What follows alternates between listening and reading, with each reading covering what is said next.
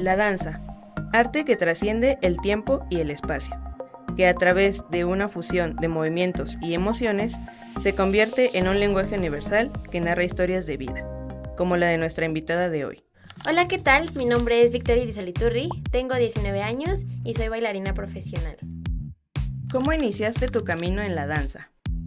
Comencé bailando ballet a los 3 años, de ahí bailé ballet prácticamente la mitad de mi vida hasta que tuve aproximadamente 11 años. Después junté mi entrenamiento al ballet cuando tuve 6-7 años y empecé a entrenar jazz. Mi entrenamiento de jazz fue hasta aproximadamente cuando tuve 16-17 años y ese fue como mi primer acercamiento a la danza. ¿Has explorado algunos otros géneros dentro de la danza? Después de que empecé a clarificar un poquito mi camino con la danza y que empecé a encontrar el rumbo de lo que quería hacer mientras bailaba, fue que me di cuenta que necesitaba ser más versátil al momento de entrenar. Entonces, la pareja de mi maestra en ese momento me empezó a hablar acerca de otros estilos que habían, otros estudios en los que yo podía entrenar. Entonces, a los 17 aproximadamente, 16-17, fue que empecé entrenando hip hop, reggaetón, como cosas un poquito más urbanas. Desde hip hop, locking, popping, house, y ahí empecé ampliando mi entrenamiento porque me di cuenta que realmente si a esto me quería dedicar tenía que ser versátil, conocer de todos los estilos para audiciones y shows que en algún momento iban a llegar.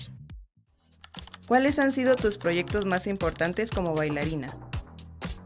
Creo que uno de los más importantes fue en el 2022, que fue mi primera vez saliendo del país para competir. Ese año llevamos 3 números, bueno, yo participé en 3 números, que fue un dueto con la persona que era mi pareja en ese momento, un número de hip hop y un número de reggaetón. Esos 2 números fueron con el grupo en el que yo me encontraba en ese momento y en los 3 nos llevamos el primer lugar. Fue como un proceso bastante arduo para llegar a la competencia, pero ha sido de los más importantes. De ahí, el año pasado, en noviembre del 2023, fui bailarina en el Coca-Cola Flow Fest del cantante Cris MJ, que es chileno. Y también el año pasado, en diciembre, el estar en el Bolo Fest con una agencia que la verdad a mí me gusta bastante, con una coreógrafa que me gusta mucho, entonces también fue algo bastante retador. ¿Qué aprendizajes te llevas de estas experiencias? De las más importantes a lo largo de mi carrera como bailarina ha sido confiar más en mí. Siento que normalmente me cuesta mucho de repente confiar en mi creatividad o en mis capacidades, en mi entrenamiento, y al final del día tengo que valorar un poco más que llevo tanto tiempo entrenando y que llevo tanto tiempo haciendo las cosas y buscando y rascándole para ir encontrando los caminos. Entonces, esa es de las cosas más importantes. También el hecho de valorar mi trabajo, porque la danza como arte y en general todas las artes de repente tienen menos valor del que deberían. Entonces hay muchos trabajos que no son bien pagados, aunque sean con buenos artistas, aunque sea con buenas marcas, no todos los trabajos están bien pagados. Entonces el poder poner un alto en esos momentos y saber cuándo un proyecto realmente te conviene o cuando realmente no te conviene y valorar lo que he hecho en tantos años. Entonces creo que ha sido de lo más importante, como confiar más en mí y también valorar mi esfuerzo y todo lo que sé al momento de ya recibir una remuneración económica. Cuéntanos, ¿cómo decidiste convertirte en maestra? Yo la verdad no pensaba ser maestra, de hecho siempre que me planteaban como esa pregunta yo la negaba totalmente. Sentía que era demasiada responsabilidad y más entrenando el estilo del cual yo ahora soy maestra, que es jazz, siendo como un estilo tan técnico, requiere de mucho cuidado corporal de las personas. Entonces mi proceso empezó, creo que desde la pandemia. La maestra con la que yo me entrenaba empecé siendo más bien su asistente. Solamente la asistía en clases, ella daba la clase y yo me ponía hasta adelante como para que la gente me fuera siguiendo. Y a pesar de que yo no hablaba y yo no hacía otra cosa más que hacer la clase, se sentía como la presión de que la gente te estuviera siguiendo para que ellos pudieran hacer bien las cosas.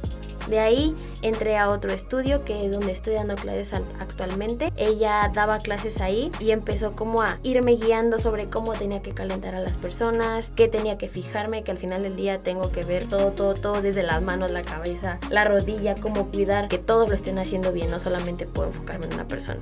Entonces me fue guiando mucho por eso. Después ella empezó dejándome como más la parte de los calentamientos para que yo fuera armando como mi propia secuencia de calentamiento. Algunos otros días me decía como que ahora yo les iba a dar ejercicios de diagonales, bueno, son como secuencias de diagonales, que son secuencias de ciertos pasos, y desde ahí fue que me fui soltando un poquito más. También el hecho de pararme enfrente de un grupo y me cuesta mucho como pedir las cosas, o sea, como que parecía que les pedía permiso a los alumnos para que pudieran hacer las cosas, entonces tomar ese papel de maestra creo que también fue de las cosas que me costó trabajo. Posteriormente ella dejó de dar clases donde daba clases y fue que me ofrecieron las clases a mí. Entonces el proceso fue bastante largo, aproximadamente de 2 años, y en el 2022 fue que empecé a dar clase, entonces llevo casi 2 años dando clase. También empecé dándoles clase a niños. Fueron mi mejor escuela también ellos, porque no es sencillo estar parada enfrente de niños tan chiquitos de 4 o 5 años y querer captar su atención, explicarles las cosas a modo de que ellos me entendieran. Entonces el hecho de estar también con los niños me ayudó mucho a ir encontrando cómo sería mi método para enseñarle a las personas. ¿Qué obstáculos te has encontrado tanto en tus proyectos personales como en tu trabajo como maestra? Normalmente hay varios proyectos que no son bien pagados, entonces el hecho de saber poner un alto, el decir que no, a mí me cuesta mucho a veces decirle que no a las personas, entonces el plantarte y ponerte firme enfrente de la gente a decirle que no vas a aceptar algo por tan poca cantidad de dinero, porque al final en mi caso particular es de lo que vivo, entonces el poder ponerle un alto a las personas y decirles que no vas a aceptar cierta cantidad o pedir más de presupuesto ha sido que me ha costado bastante trabajo.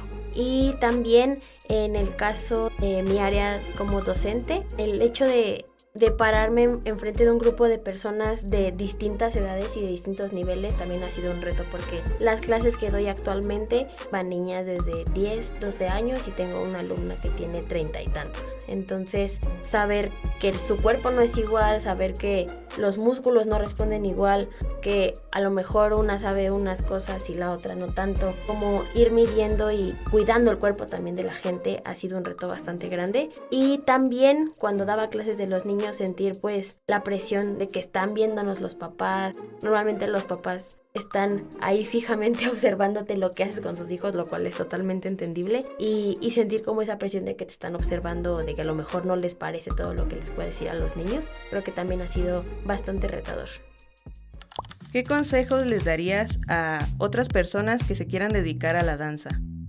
Creo que en particular algo que a mí me ha costado mucho trabajo ha sido confiar en lo que hago, confiar en lo que creo, confiar en las decisiones que tomo coreográficamente, por ejemplo, cuando he tenido que montar ciertos shows. Entonces, confiar en mis ideas, confiar en lo que se me va ocurriendo, creo que es de los aprendizajes más grandes que me ha dejado. La verdad es que siento que a las personas que nos gusta bailar empezó siendo un gusto y después lo empezamos a convertir en un trabajo. Entonces, la presión de saber que de eso trabajas y que al final del día pues tienes que sobrevivir de la danza genera más presión en desconfiar de las cosas o las decisiones que tomas. Entonces, recordar la razón por la cual te gusta bailar y la sensación que te genera estar bailando, siento que es de las cosas más importantes para que entonces puedas retomar y saber lo que te genera bailar. Entonces, que confíen un poquito más en sus ideas, en sus creaciones, y creo que ese es el consejo más importante.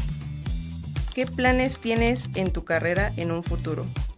Principalmente quiero seguir siendo docente, me apasiona mucho la docencia, es de las cosas que planeo hacer durante mucho tiempo. Siento que a lo mejor, aunque ya esté más grande y el cuerpo ya no me dé tanto, podré seguir dando clase, entonces ese es de los principales planes. Y también continuar en el show business, bailar con más artistas, sueño también en algún momento poder bailar en el Super Bowl, entonces el show business también sé que es a lo que me quiero dedicar.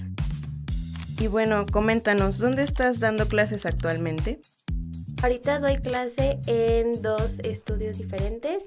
El primero se encuentra en Avenida Tesosomoc. Es un estudio que se llama Maya's Dance Room. Está a cargo del profesor Dano Maya. Y ahí doy clases los lunes y los miércoles. El otro se encuentra un poquitito más lejos. Estoy hasta Coajimalpa. El grupo a cargo de donde doy las clases se llama Soul of Dancers. Igual si quisieran más información sobre las clases me pueden contactar a través de mi Instagram. Estoy como @lailisa y ahí les puedo dar más información específica de donde doy clase ahorita.